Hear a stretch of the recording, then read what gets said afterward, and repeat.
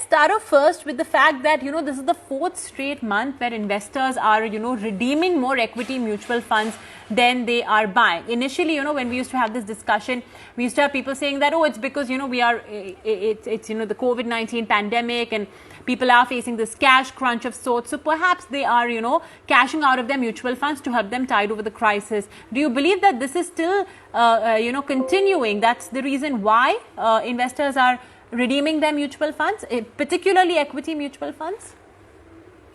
Good evening, Mobina. Always nice to be on the Money Show.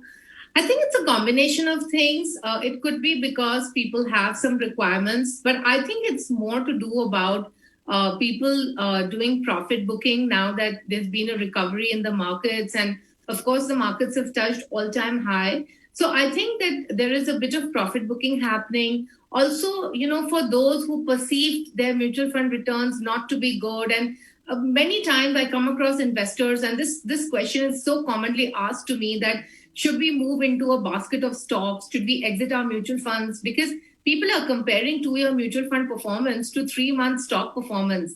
And they're really looking at trying to buy stocks, international stocks. So I also think that some bit of the redemption could be to move out right now and then reinvest into stocks.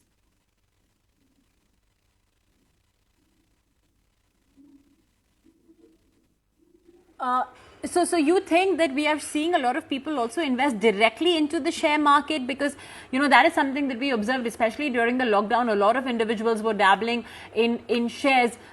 And I'm sure you'll agree with me, in saying that is not something that is suited for everybody. So who do you think should stick with mutual funds, and who do you think can take that leap into direct share investing? In fact, Mobina, you'll be surprised to know that people are not only talking about domestic equities. I mean, the number of queries that I'm getting on international investing, it's quite amazing that people are really looking at cashing in on international stocks. And my opinion would be that I would still suggest for a majority of investors that mutual funds would be the go-to place, because you can buy international stocks through Indian mutual funds where you have flexi cap or multi-cap funds which are taking exposure to overseas stocks. Even with domestic equities, of course, you have a whole range of funds available. So I think only people who are informed investors who have the time to basically evaluate a stock and evaluate financials of a firm, I think only those people should really look at investing into stocks. For most retail individuals, it's really about trend chasing, or it's doing it based on tips and stuff like that. And I feel that I really feel that the issue that's happened is that people are comparing 2-year mutual fund returns to 3-month stock returns. Acha, Akshay, time frame, it's also about, of course, your experience in the equity markets. All of that has to count for something when you're making that shift, or rather you want to include, direct investing as well into your, your portfolio. Now let's talk about the way people have been lapping up debt funds. Mriran, of course, I will say that largely till today, a retail investor participation in debt funds is not as much as, corporates, institutions, etc. Now, we are seeing great, inflows in debt funds. I'm just going to pull up that chart. Liquid funds today have lapped up 19,500 crores in October. A corporate bond fund as well, 15,000 crore rupees. What's the spot a debt fund can occupy in a retail investor's portfolio, Mriran? Well, it certainly has a place, because certainly the liquid fund category is a place where you can park funds, which could be part of your emergency cash, or it could be excess surpluses that you have available for investment. And I think a lot of liquid fund money that is also coming in is pretty much funds that are coming in, waiting on the sidelines to be invested into equity as well. So I think it's a combination of factors. For a lot of people who have been traditionally investing in fixed deposits, even for the short term, the rates are really low. And so there is some bit of money that's moving from there as well. So that's point number one. Point number two, in terms of what is the place of debt funds in an individual's portfolio? Well, I think every individual needs to have debt funds in form of liquid funds for surplus cash. And then, of course, if we were to look at the longer term bond categories that are available, the corporate bond fund is one of those funds. Of course, you have short duration funds and you have banking and PSU debt funds and stuff like that as well. But pretty much, if you have a 3 years plus investment horizon, today a debt fund is going to be able to give you a much better tax adjusted return than what you can get in a fixed deposit.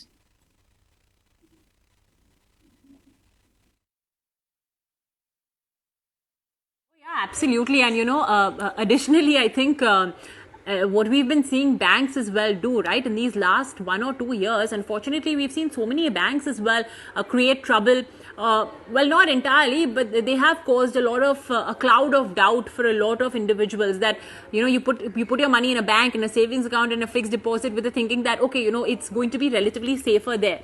But then you have instances like a PMC, etc., that has come up. Mercifully, of course, in the more latest Lakshmi Vilas Bank case, the RBI has been very swift. So largely, I think everybody's money is going to be safe. Depositors' money is going to be safe. So there's that additional added risk as well that earlier, I'm sure, Mrin, you as well may not have considered when it comes to Indian banking. Okay, within the entire debt fund, yes, Mrin, you want to make a point? No, I'm good. Yeah.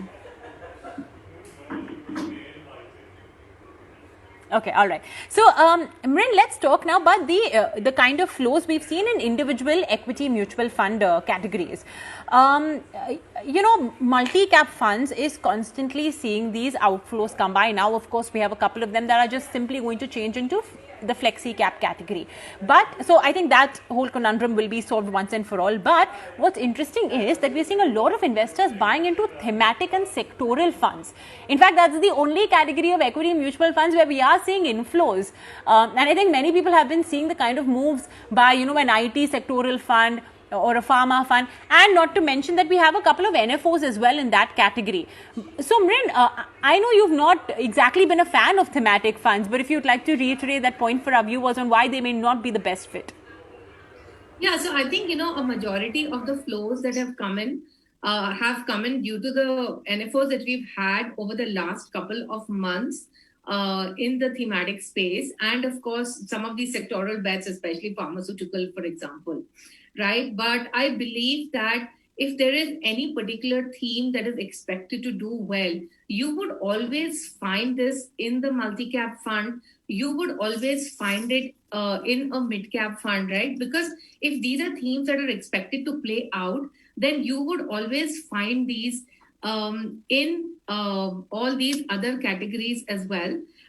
So I don't believe that, you need to have a separate thematic fund. Also, the problem with themes is that, see, the macroeconomic story needs to play out. Then many times what happens is that the stocks run up much faster in advance versus the theme playing out. And I think this you can see in the COVID vaccine, right? Where the stocks have already run up quite a bit in the hope that a vaccine is going to come out in the near future. So, the macroeconomic theme needs to play out. The stocks need to be able to actually gain, right? There are a whole lot of factors that need to actually play out for these themes to actually perform well. So that's the reason why I feel that it's better to basically not get into this concentrated exposure, because if it doesn't happen, then you're going to end up losing. And it's better to just play it through more diversified and broad range funds like multi-cap funds, unless you have a specific view on that particular sector or that particular theme, and you're well informed about it, and you're ready to take the volatility that comes with that particular theme, unless and unless you're ready for that, please do not invest into thematic funds.